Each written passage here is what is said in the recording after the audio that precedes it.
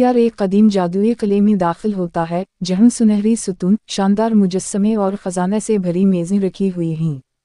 हर तरफ चमकते हुए सके और जवाहरात बिखरे हैं। जैसे ही इमरू खजाने को छूने लगता है, फिजा में नीला धुआं उठता है और एक खौफनाक जिन जाहिर होकर जोर से हंसता है।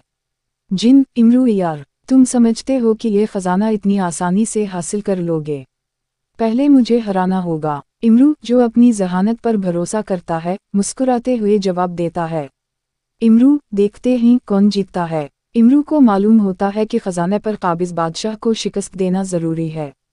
वो दरबार में जाता है जहाँ एक ज़बरदस्त सुनहरी शतरंज की बिसात बिछाई गई है। बादशाह, जो अपनी चालाकी के लिए मशहूर है, गहरी नज़रों से इमरू को देखता है।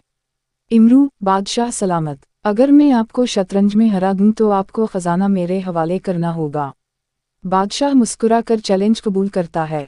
दोनों के दरमियान शतरंज का सख्त मुकाबला होता है, मगर इमरू यार अपनी जहानत से बादशाह को फंसाकर बाजी जीत लेता है। बादशाह गुस्से में आ जाता है मगर वादा निभाने पर मजबूर होता है। इमरू खजाने के करीब पहुंच जाता है, मगर नीला जिन रास्ता रोक लेता है।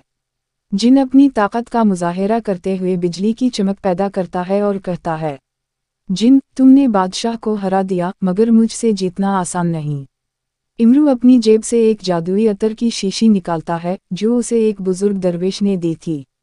जैसे ही वो अतर फिजा में छिड़कता है, जिन चीखने लगता है और आहिस्ता आहिस्ता धुएं में बदलकर गायब हो जाता है। इमरू यार फातिहाना अंदाज में मुस्कुराता है।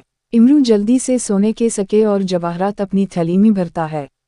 मगर जैसे ही वो खजाने के कमरे से निकलने लगता है, पूरा किला लरजने लगता है।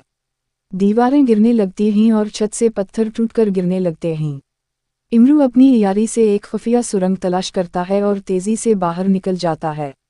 जैसे ही वो बाहर पहुंचता है, पीछे मुड़कर देखता है तो किला धूल में बदल चुका होता है। वो अपनी जेब में सोने के सके देखता है और हंसते हुए कहता है, इमरू यार को पकड़ना किसी के बस की बात नहीं।